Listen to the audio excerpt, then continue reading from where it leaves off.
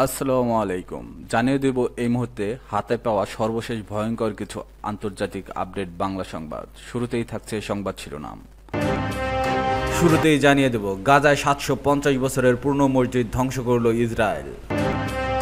সর্বশেষ থাকছে ইসরায়েলের কাছে নথি স্বীকার করল সিরিয়া। এখন শুনছিলেন সংবাদ শিরোনাম, এবার বিস্তারিত। প্রিয় দর্শক, আপনি যদি এই চ্যানেলে নতুন হয়ে থাকেন, ভিডিওটি দেখতে দেখতে চ্যানেলটি সাবস্ক্রাইব করে আমাদের সাথেই থাকুন।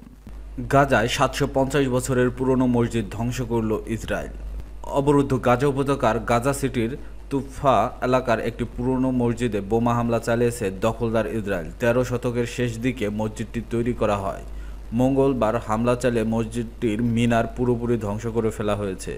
বার্তা সংস্থা টিআরটি এক প্রতিবেদনে এ খবর জানিয়েছে। প্রতিবেদনে বলা হয়, মামলুকরা ছিল মিশরের ১৩ শতকের শাসক। ১৩ শতকের শেষ দিকে মিশরের শাসক মামলুকরা মসজিদটি তৈরি করেছিল। শেখ আবদুল্লাহ আল আইবাকির নাম অনুসারে নাম রাখা হয়েছিল আইবাকি মসজিদ। এটি গাজার আইবাকি মসজিদ নামে পরিচিত ছিল। গাজার মানুষের কাছে এই মসজিদটি ছিল একটি গৌরবের প্রতীক। প্রসঙ্গত ২০২৩ সালের হামাস ও ইসরায়েলের যুদ্ধ শুরু হয়।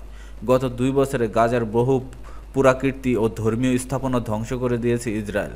গাজার স্থানীয় বাসিন্দারা দাবি করছে, ইসরায়েল শুধু মানুষ হত্যা নয়, প্রাচীন ঐতিহ্য ও ধর্মীয় স্থাপনাগুলো ধ্বংস করে ভয় ছড়াচ্ছে। দখলদার ইসরায়েল নতুন করে এখন গাজা সিটিতে হামলা শুরু করেছে। সেখানে থাকা প্রায় ১০ লাখ মানুষকে ইসরায়েলি সেনারা সরে যাওয়ার নির্দেশ দিয়েছে। এর মধ্যে ৫ লাখ মানুষ সরে গেলেও অনেক মানুষ রয়ে গেছেন। গতকাল জাতিসংঘের তদন্ত কমিশন আনুষ্ঠানিকভাবে জানিয়েছে, গাজায় ইসরায়েলের গণহত্যা চালাচ্ছে। তা সত্ত্বেও ফিলিস্তিনি এই উপত্যকায় বর্বরতা অব্যাহত রেখেছে তারা। এখন পর্যন্ত ইসরায়েলি আগ্রাসনে ৬৫,০০০-এর বেশি ফিলিস্তিনি নিহত হয় এবং প্রায় ২ লাখ মানুষ আহত হয়েছেন। ইসরায়েলের কাছে নথি স্বীকার করল সিরিয়া। ইসরায়েলের কাছে নথি স্বীকার করে সিরিয়া বাহিনী দক্ষিণ সীমান্তের কাছে ড্রুজ এলাকার মোতায়েনরত ভারী অস্ত্র প্রত্যাহার করে নিয়েছে। দেশটির কর্মকর্তারা এএফপিকে জানিয়েছে, সিরিয়া ইসরায়েলের সঙ্গে একটি সমঝোতায় পৌঁছানোর জন্য কাজ করছে। এরই অংশ হিসেবে দেশের দক্ষিণ থেকে ভারী অস্ত্র প্রত্যাহার করা হয়েছে। সিরিয়া বলেছে, তারা ইসরায়েলের সঙ্গে পারস্পরিক নিরাপত্তা সমঝোতা করতে চায়। যুক্তরাষ্ট্রের সঙ্গে এ নিয়ে আলোচনা হচ্ছে। ইসরায়েল দাবি করে আসছে, দেশের দক্ষিণে ইসরায়েল সীমান্তের কাছাকাছি এলাকায় অসমীকরণ করতে হবে। এ নিয়ে বাদানুবাদে দামেস্কেও বোমা হামলা করে তেল আবিব। এছাড়া ড্রুজ এলাকায় অভ্যন্তরীণ সংঘাত উস্কে দেওয়ার ঘটনাও ঘটে। চতুর্মুখী বিপদে সঙ্গীহীন হয়ে পড়ে সিরিয়া। শেষমেশ ইসরায়েলের দাবি পূরণ হয়েছে। সোমবার সোয়েদা থেকে সিরিয়ায় ট্যাঙ্ক সরিয়ে নেওয়ার ছবি প্রকাশ করে এএফপি। কোনো কর্মকর্তা প্রকাশ্যে মুখ না খুললেও ছবিটি ভারী অস্ত্র সরিয়ে নেওয়ার সত্যতা নির্দেশ করে।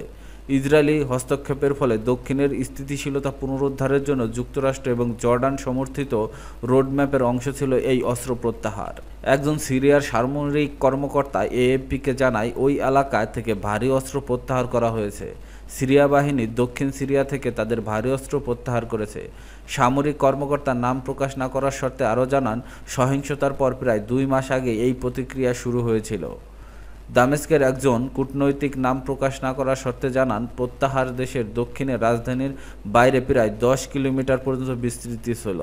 নেতানিয়াহু আগস্টে বলেছিল, তার দেশ দক্ষিণ সিরিয়ার একটি অসামরিক অঞ্চল প্রতিষ্ঠার জন্য আলোচনায় নিযুক্ত রয়েছে। ড্রুজ অঞ্চলে এবং সীমান্তের কাছাকাছি সিরিয়ার সামরিক বাহিনীর তৎপরতা তিনি মেনে নেবেন না।